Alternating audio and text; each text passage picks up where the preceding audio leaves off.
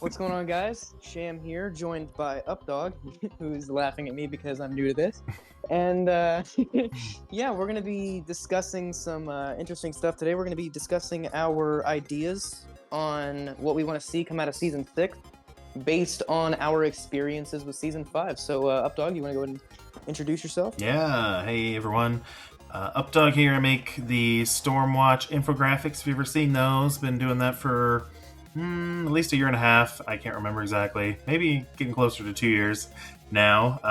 But in the last year, I've been doing more YouTube and Twitch streams and all that. So a lot more infographics too. So I'm actually the leader of the alliance that Sham's in. So yeah, it's been an interesting ride, and excited to help Sham get some views here. So,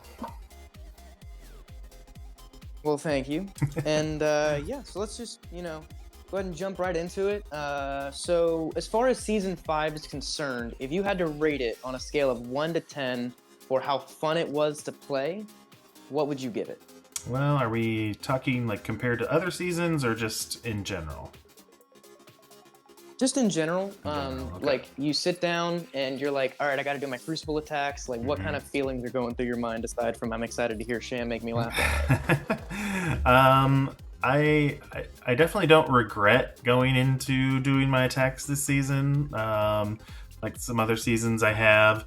But yeah, seems like every week is something just a little bit different from whoever I'm facing, and it's definitely a nice puzzle piece to figure out every round, and I like that part of it. So, you said a rating wise, like a 1 out of 10. Yeah, out of like or... 1 to 10, what would you give it? Um, Yeah, between like 1 and 10. let's see. Probably, I don't know, like an 8 out of 10. Okay. That's a pretty decent score. Yeah. Um, What about you? from my perspective, right, I would constantly run into the same teams, and certain teams definitely got on my nerves more than others. Yeah. Mm-hmm. Yep. But if I had to give it a rating out of 10, as far as like, how much fun I would have whenever I would log in and start doing my attacks, I'd say, honestly, I'd only give it like a 6.5 or a 7. I feel like the repetitiveness of specifically 2 rooms just made the season kind of, I don't know, especially closer to the second half of it, very repetitive for me. Yeah. And yeah, so I think that's part of the problem with a longer season like we've had the last couple seasons. Like, they get really long and then they get repetitive. So, yeah, I do like how for season 6 they're gonna be it's gonna be shorter seasons. So, yeah, and I'm definitely looking forward to that too. It'll be nice to kind of have some refreshing content a lot more often. yes, Um, and those Dark Diamond promotion credits that are coming with each payout will yes. also be nice to be getting. Yep. I'm not sure. Speaking of, Oh, go ahead. down below, I'm going to have Updog's channel linked. We just finished filming a video for him on Dark Diamond credits and both of our thoughts on that. So please go check that out if you haven't already. And yeah, what were you gonna say? Now, I'm not sure if season 7 will be a shortened season or not, but it was pretty bold of them to already tell us, like, hey, this is when season 6 is going to end, and this is when season 7 is going to start. So I guess we'll see. Maybe, if you guys give your feedback to the envoys like me or any of the envoys or to the player's voice Discord that you like the shorter season, then I'm sure if they get enough of that feedback that they will definitely take a hard look at trying to do that. Real quick, one little tidbit to add to that insider tidbit is they do have a person dedicated to coming up with these rules, and then he tests them, and then he brings them to the envoys for us to test. So it kind of depends on how they can work that into a schedule for like a shorter season type of thing. So just a little tidbit there to throw out. So Yeah, because I mean, at the end of the day, right, we do have to remember that developers are people. They Yeah. are not machines, right? Yep. And so, they can't every month have a new set of 6 Cosmic Crucible rules, Right. right? Yep. I understand that, with this upcoming season, I know that we're going to be getting into the rules in a few minutes, but season 5 had, on room 5, all the mutants would heal 10% per positive effect. Yep. And now it's going to be in room 6, but it's all characters. And I get that, some people are a little bit upset about that. And they definitely have the right to be. But in my personal opinion, I like the fact that now it's all characters, right? Because the entire season I've been like, oh man, imagine if I could bring like new Avengers in here and all those dodges they just healed from them. Yeah. Like that would be awesome, And so like those Yep. different like ideas, kind of now I can put them into focus and actually Right. implement them and see how it actually works. Right. Right. Yep.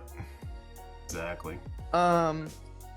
So the next thing I want to do is go ahead and talk about where we are at as far as Crucible is concerned, right? Because if someone's coming in here expecting, to hear, middle tier gameplay kind of perspective, then it's not really what we have. Right. Unfortunately. So where in the leaderboards are you placed for Cosmic Crucible? Let's see. I am 728. I've been the last 4 weeks or so. I've been around anywhere from 600 to 700, I think. So Okay. So you're in Diamond 3, Diamond right? 3, yep. Diamond 3, yep. Well, you need to catch up to me because we got to do a stream where we're both fighting each other. But currently I'm sitting at 363. Nice. So my goal is to be top 200 by the end of the season for that big payout. But at the end of the day, I made it to Masters. I did what I wanted to do. So now I'm kind of just hoping to stay around the same level. Right. Speaking of staying at the same level, how do you feel about them not dropping us down this season? I was going to actually ask you about that because I saw, or you had told me that. Now, I was a little bit busy yesterday when the blog came out because my wife was having surgery, but I didn't see that part. So we get the blog a little bit early, usually a day or two, and I don't remember seeing that part. So I'm just checking the blog real quick about that because I thought they said... it says specifically... Uh-huh. I've got it pulled up right now. Okay. It says, the next season to impress the Living Tribunal is coming up soon, and the new season introduces several updates, including new rules. Season 6 and 7 for Cosmic Crucible will be shorter 6 and 7 will than be previous shorter. seasons. Okay. Yep. Season 6 officially begins on February 9th, and you'll have until February 12th, the first day of the trials, to set up your defenses, yada yada. Then it says, to adjust for the shortened season between Season 6 and Season 7, we won't be adjusting player ranks. So if you're looking to climb up to a higher league or to avoid falling to a lower one, you'll have both Season 6 and 7 to show the Living Tribunal what you've got. So actually, reading that, I think they are going to be dropping us down. That's my bad. Yeah. I misread it. Okay. I think that between 6 and 7, they're not dropping us down. Yeah, that's what it sounds like to me, yeah. Yep. Cool. So I guess we can go ahead and void out that question. Yeah. I didn't catch the Season 7 is going to be shorter too, so that'll be interesting. So yeah, like I guess my comment still applies. If you like the shorter seasons, then definitely make your voice be heard. And I'm not sure what else the dev who works on the Crucible stuff, what else he does, because that's all we see him do. But obviously he probably does other stuff too. I think he probably helps with the character development and in just the general testing of kits and stuff like that, and the balancing and all that. But just make sure you share your feedback, positive or negative, towards the shorter seasons. So hopefully the other thing that he's working on is getting Ghost Rider 1 million BC in here so I can be on my channel whenever I'm fighting people. I did ask about that team. Did you really? I did, yes. And the awesome. dev who's like the main guy in charge of the character development, he does really like that storyline, so we may get that team at some point, but currently there's no plans for that team right now. So. As long as I get my Shamith, that's all that matters. For those of you that are curious about that, Ghost Rider 1 million BC rides around on a flaming mammoth, and so that's where that's coming from. But yeah, let's go ahead and dive into our thoughts on individual rooms in season 5 of Cosmic Crucible. Season 5, okay. So the global rules is all about, Superior 6 and them on successful attack barriering self and removing revive once, and then on spawn they gain defense up, and then obviously the 20% health, 10% damage. So with Superior 6 being able to shred off the revive onces, did you oftentimes use that, or was that something you kind of didn't really have to worry about? I didn't really start to really utilize it as much up until about the last maybe 3-4 weeks, because we're seeing a lot more, at least I'm seeing a lot more teams that had revive and stuff. Learn as we do. We learned from our mistakes on some of that stuff, but yeah, it's kind of nice that was able to do that. So, especially. Do you feel like maybe they kind of didn't? Go ahead. Oh, sorry. Go ahead. I was just gonna say, especially with all the AOE's that the Superior 6 or the Superior 6 characters have. So. Yeah, like with Lizard doing his ult or Spider Slayer doing his special, it would just remove it from everybody. Gabi, right? Craven, yep. All of them do it. Yeah. So. Well, I mean, yeah, I know that, all of them do it, but the ones that you could sub out whenever you were doing a Superior 6 attack and use that character somewhere else was typically going to fall between Spider Slayer and Lizard. Mm-hmm. But yeah. Yep. So I feel like, in my opinion, dealing with revive once is not a very big deal, because we already have characters that do it, right? With Red Hulk on his special, doing it to the primary target, right? With Big Time doing it to the primary target and the target with the highest speed on his special. We have things that already take care of this. If they were to do something other than taking off revive once, what would you like to see as a global rule in the future? Maybe charges, or even they can even be super crazy and cleansed and exposed or something like that. Okay. I definitely like that. Something that I was thinking of as soon as you said charges, I was like, is he in my mind?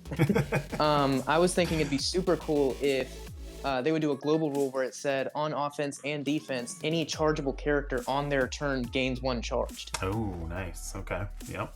That'd be cool. Right? So that could be super interesting, especially with characters like, Electro, where she sends out those electricities based on how many charges she has. Craven increasing his damage based on charges. Yep. All those different kinds of things. It would be very, very interesting to see that. So that's just my opinion, but yep.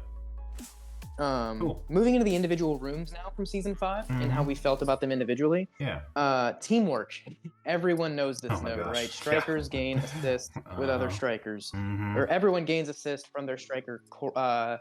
Allies, What were the problem children in this room for you whenever you would see them on defense? Oh man, well, the first really about 2 or 3 weeks of a new season is always the learning curve, right? So I can't even remember what was common at the beginning of the season, but it evolved into a really super fast character, having striker, obviously everybody having striker, and that way if you have that super fast character attack, if you're having on defense, they attack the enemy team.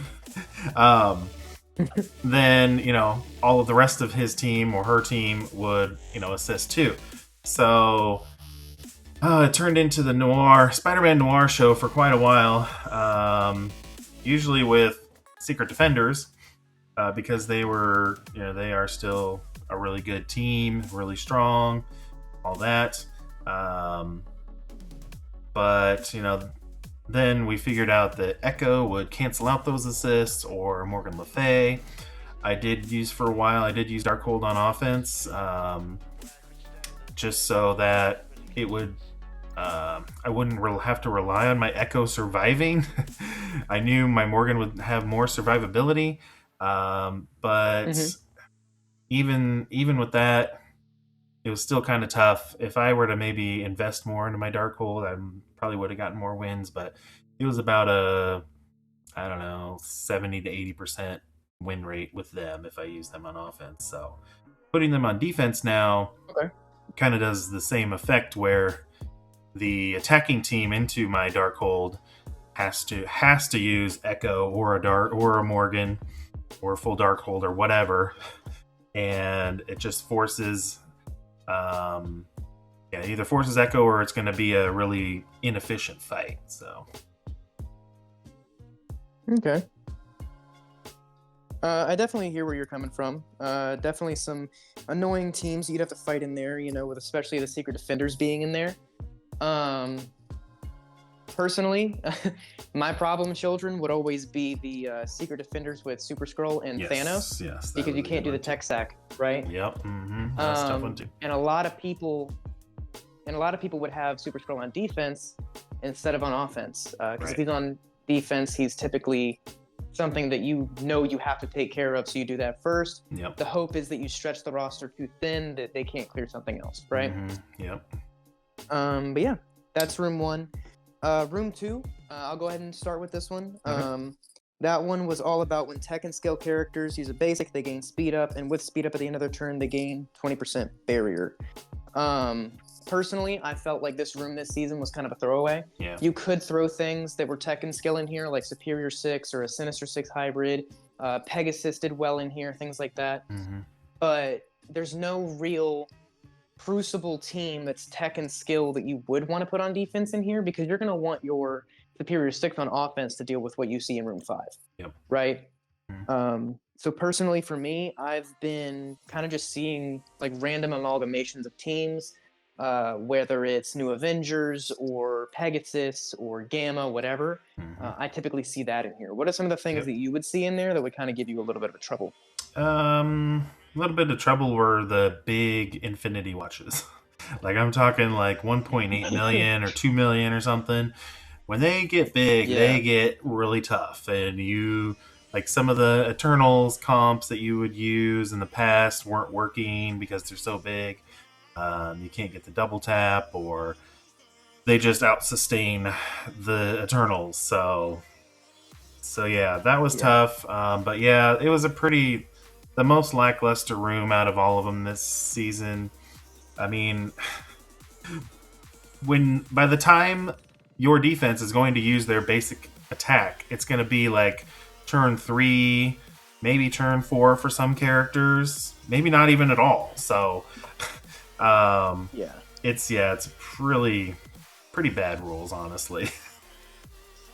So you would have felt like if they had done that on the special of the ultimate, that it would have been seen more and it would have been more effective. Oh yeah, definitely. And that's why I have Gamma in there right now. None of them are tech or skill. It's just a blank room. I just treat it as a blank room. So yeah. Alrighty. Well, room 3. This one is definitely one of the problem child rooms. So this room this season, ultimate abilities costed 2 less to use, and after using an ultimate ability, it spreads all negative effects, excluding bleed, from self to adjacent allies. Yeah. What were some of the teams that you would see in here that would give you a little bit of a whoa? Well, this was like the room where like you could have a ton of options in. Right now, obviously, I have the Black Order with Quicksilver. Let me just see here. You would face things like Infinity Watch. Yeah, I've seen Infinity Watch. Quick Hold was kind of popular. I've seen Secret Defender Scroll. I saw a Nowhere with Doom one time. So yeah, Infinity Watch was kind of popular, which makes sense because Nebula will basically ult every single turn and refresh those evades that she gives out. But mostly it was Quick Hold or Infinity Watch for me. Personally, I saw a lot of the Black Order Quicksilvers, especially in like the higher echelon, because people built these teams because they've been playing for that long. Yeah. And so in their mind, they're like, okay, well, I've already got them at gear tier 16. Upgrading them one more gear tier won't really affect me too much, and they may actually win me a room in Cosmic Crucible, so they do. Right. Yep. Personally, I like Infinity Watch in here just because when you expect Gamora to use her special, but then she goes and ults somebody, and it's like a Greg because you brought in Undying to take care of Infinity Watch, it Yeah. goes, it hurts. Yep. And their Safeguard and their Cleanses really help with, whenever they do spread those negative effects to each other, cleansing those off. Yeah. Definitely. All right, room 4. So room 4 is, you're going to see really like not very many teams in here, but there's a couple that will fit. So you've got on successful dodge gain stealth, characters with stealth gain 20% damage. Some plug and play characters that work in here would definitely be Super Scroll, right? Because on his turn 1, he's going to special, gain offense up, and go into stealth. Some other teams that I've seen that have kind of, you know, been repetitively in there is like Unlimited X-Men, right? Because Phantom X gives them all dodge. Or New Avengers, because they always have dodge. They are so annoying. Right. Things like that, right? Or, you know, you could possibly even see like a New Warriors on here. I think I saw that one week, but I mean, I just brought in my own New Warriors, shredded it.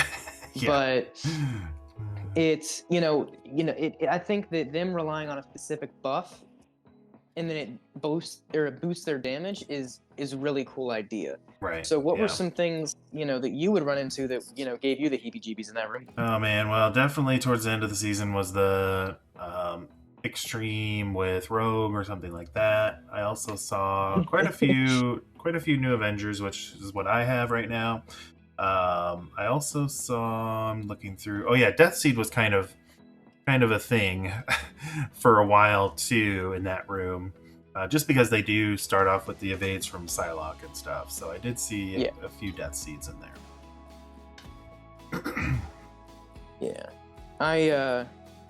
I personally saw a Death Seed the other week, and I went into it with New Warriors, and they just it did not go well. Yeah, I think if you are highly engaged and watching Crucible content every week, then you definitely picked up on the fact that Death Seed was not a good idea in that room.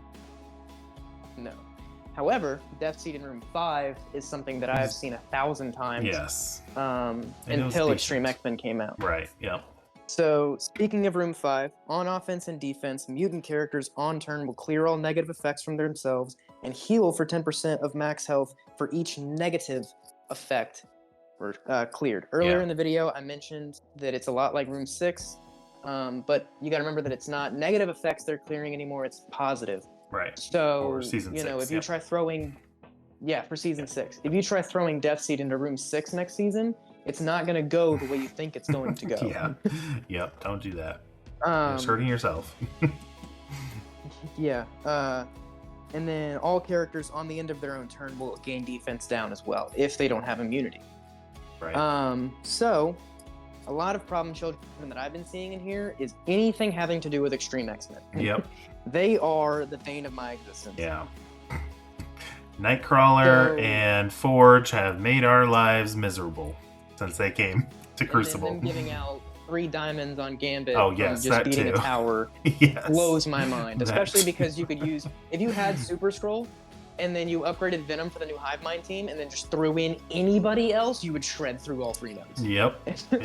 I definitely feel like they should have made it like a little bit more theory craftable, but I definitely like the direction they were headed in with, okay, well, you only get 3 characters, so good luck. Yeah.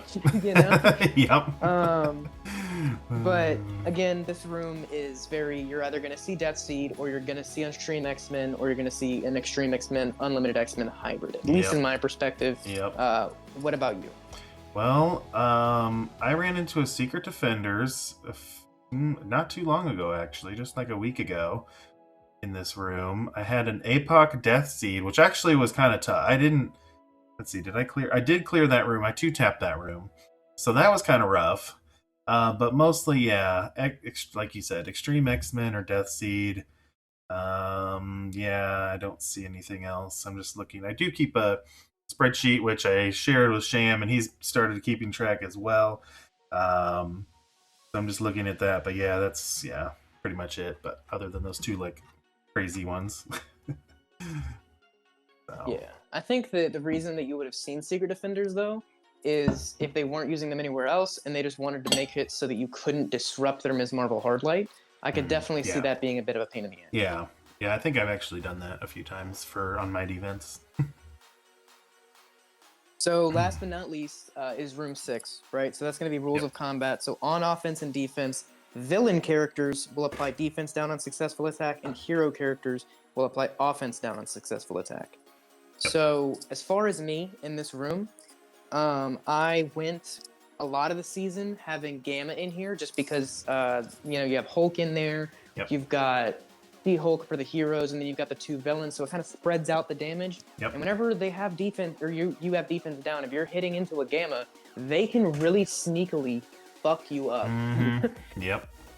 And so you got to be careful of that. But once Hive Mind came out, I've actually stuck them in there with Skrull, and they have gotten me wins every single day since they've been in there. Yeah. So it's usually a 2-tap, that's right?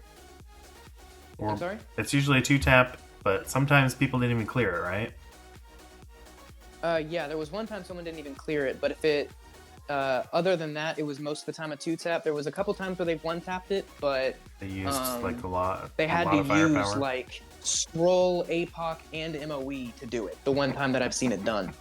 So even if I didn't like get them to 2-tap in that room, I 100% see that as a victory because I still have, Secret Defenders Noir in room 1. So what are you going to use there? Right. You know what I'm saying? Mm-hmm. You just have to hope that your Exactly. Darkhold doesn't get screwed over. Yeah. Yep. Exactly. So what were you seeing in that room? Oh man, this is like another one of those rooms where it's like it could be, you could see anything at any point. So looks like Quick Hold. I've seen Secret Defenders. I've seen Gamma. Secret Defenders Noir for some reason in room 6. What else? I saw. Let's see. I just had an Infinity Watch. So yeah, pretty much. So I think looks like I had a Superior 6 one time. So yeah, pretty much. So on that note, anything. do you think that they maybe built that room specifically for Skrull because it's in Skrull's kit, 2 heroes and 2 villains, he's going to be at his maximum potential, Yeah. and it gives them the ability to have villains and heroes gaining bonuses. Yeah, they might have had that in mind. I think they definitely did this mutant one because they knew, obviously, that the extreme team was coming, but I don't know if they knew how powerful extreme was going to be in Crucible. Yeah, because they reworked the kits like as they were coming out because they weren't completing the mutant section, didn't they? Yep. Yeah. The Striker one, I don't think they really had a team in mind. Room 1, I don't think they really had a team in mind for that, other than maybe Infinity Watch, because technically, you have a lot of Strikers on that team in the first place. Yeah. But I think that whenever it comes to room 1, they were more just like, okay, well, everyone's complaining that we don't put enough thought into these things, so good luck with your ISOs, bitches. Yeah. Right? Like, yeah. Yeah, I think they do like to see. They really do like to see what the community comes up with for things like this. Yeah. They also like to see feedback on like where are you putting Quicksilver, like the super strong plug and play characters. They like to see what people do with them, so that's why we get them every so often, because it's just nice to have a little extra tool in your tool belt. Oh yeah, for sure. So the last topic that I would like to broach before the end of the video, with all that you've seen in season 5, all the rooms and different things like that, what are your hopes with season 6? Like, are you hoping for, certain teams to be on offense and defense? Are you hoping not to see anything on defense in a specific room? What are your thoughts on that? Okay, so for offense, I've recently in the last couple weeks shifted more to a offensive heavy mindset, and so hopefully I can still use like Scroll and APOC and Superior 6 every week and still get wins. Hopefully I don't. Mm-hmm. I don't know. Traditionally I really like heavy defense and just laughing at the wins that I rack up. But yeah, I'm hoping that offense, it'll be more of a efficiency based. Like, are you skilled enough to get more points than the other person? You know. What do I not want to see on defense? Well, it's looking pretty rough in some of those rooms. So, I just hope that there's not like a one room like there was in season 4 with like the Bifrost, the raid room, where it's just like, well, I hope and pray that this works, and if it doesn't, then there goes my round. There goes my So I hope that doesn't happen, but it is looking like maybe there might be a couple teams out there that that might happen to, but I'm sure, like I said, we'll figure it out, the learning curve after a couple weeks, and then we'll really get into, all right, well, you do this for this and that for that, and you're good. So and then one other thing, the next team that's coming out, the Out of Time team, they may have some use in Crucible too, so we'll have to see. It'll definitely be interesting to see, especially with that Out of Time team, because a lot of players in my bracket have Gear Tier 18 Peggy and Cap from Dark Dimension 6, right? Yep. Personally, I Gear Tier 18 my Cap, but not my Peggy. And I don't have the bio gear right now to deal with it because I'm, ruining my freaking raid team like I normally do. So, but yeah, as far as like what I hope is going on, personally, the global rule, I just like it a lot this upcoming season. I liked that in this season, I got to use offensively the new characters that I just got, right? But I feel like whenever you have to rely on a character with Revive once hitting a symbiote or a Superior 6 ally, it makes it so you kind of have to stick them on defense, right? Because you can't really rely on that offensively whenever it's efficiency based. True. But overall, I think that it's a kind of cool idea. Like you were saying earlier, I'm hoping that Doc Ock's charge mechanic works alongside Red Goblin, because if he's just charging his ass up, then good luck killing any of my symbiotes. Yeah. Like, you put like Lizard out there. Like they're Gear Tier 18, so best of luck, homie. You know what I'm saying? So, the other thing that I'm hoping not to see is Scroll. I kind of want to have it where there's no room, like any room, obviously Scroll's going to fit into because he's just a pain in the ass. But I'm hoping that the room rules they can come up with will kind of dissuade players from using Scroll on defense and instead using him on offense. I want, like you want, to have efficiency-based seasons where I'm not worried whether or not I'm going to full clear. I'm more worried about whether or not I'm going to full clear better than the other guy. You know what I'm saying? Exactly, yeah. Makes it more, because I feel like that's just more fun. Yeah, it's more exciting that way. Like to end all of your attacks, and then you go to this screen here, and then you see your score, and then wait for the other person's score to refresh, and be like, oh, I won, or oh man, I lost by 2 points or whatever. So yeah, I mean, yeah, and that's the other thing too, right? Is something to also keep in mind is right now, the season we have is you're going to see the same characters on defense at the start of this upcoming season. A lot of the same characters. But as new teams come out, like he said with the Out of Time team, we don't know if they're going to throw a team off defense or if they're going to be the complete solution to a team that is on defense. Right.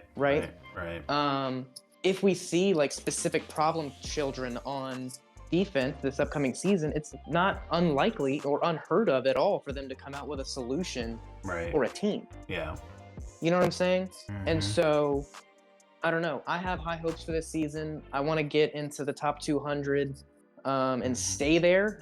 But then again, we'll see how that goes. But yeah, please stop by the stream. Once I figure out how to get it all set up, I'll start streaming on Monday nights so that I can do my Crucible. Nice. And then on Tuesdays and Wednesdays, I won't be doing my Crucible on my stream, but I will be doing it on Updog's, so please stop by for that. I'll have all of his links in the bio down below.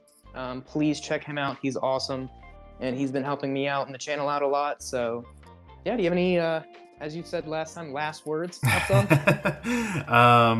I might try to, if I have Mondays are usually pretty bad for me, but if I do have time, I'll try to do my attacks on your stream.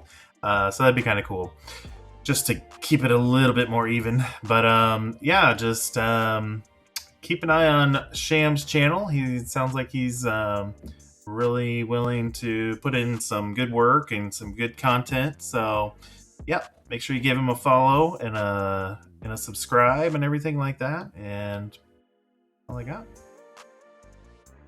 Well, I appreciate it, and yeah, I hope you guys enjoyed the video. If you guys have any questions at all, please put them down in the comment section below. If you'd like to reach out to us, our Discord is going to be in the description, so please feel free to do that if you guys aren't able to stop by the stream, and I hope you guys have a great day. Thank you so much for watching.